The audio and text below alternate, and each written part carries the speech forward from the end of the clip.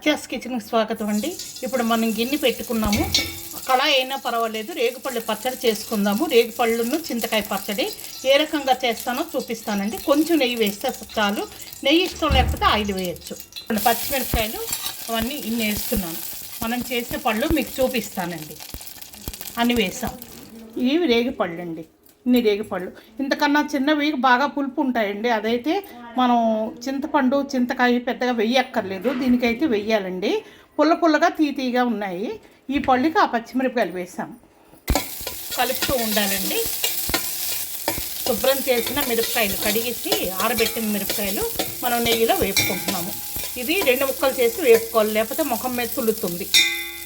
చింతకాయలు ఇవ్వండి. శుభ్రం చేసే చింతకాయలు శుభ్రం చేసి బాగా కడుక్కొని దీంతో పీల్ చేశానండి. పీలర్తో కొంచెం వచ్చింది, కొంచెం రాలేదు, అట్లా సగం వచ్చింది, సగం రాలేదు.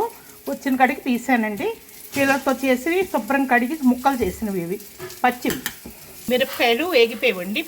మనం చింతకాయ ముక్కలు ఇందులోనే వేసేయాలి. చింతకాయలు వేసిన తర్వాత కొంచెం కలుపుతూ ఉండాలండి. అది బాగా ఉడకకూడదు. చింతకాయ 1 నిమిషమే వేపానండి చింతకాయలు. ఇప్పుడు ఆపేస్తున్నాను గ్యాసు. చింతకాయలు వేసాక 1 నిమిషం దించేసాము, ఆఫ్ చేసాము. ఇది బెల్లం అండి.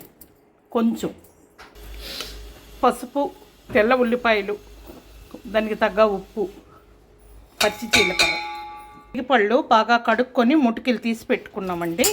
ఇది రోటిని రుబ్బితే చాలా టేస్ట్గా ఉంటుందండి పచ్చడి. నేను ఇప్పుడు రోటిని రుబ్బలేను, అందుకని మిక్సీలోనే వేస్తాను. కానీ రోటిని రుబ్బేటట్టు మిక్సీలో తీయాలండి. మనం ఎక్కువగా మిక్సీ స్పీడ్ పెట్టకుండా లైట్గా పెట్టి నలుగుతూ ఉండాలి. తర్వాత మనం పిక్కలు ఏరుకోవాలి. అన్ని మిక్సీలో వేసుకున్నాం, మనం మిక్సీ చేయాలండి.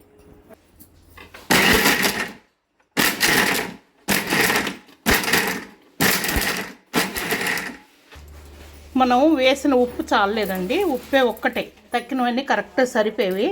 ఇదిగోండి ఇంతేనండి నలగటం. ఇలాగే పెట్టుకోవాలి పచ్చడి.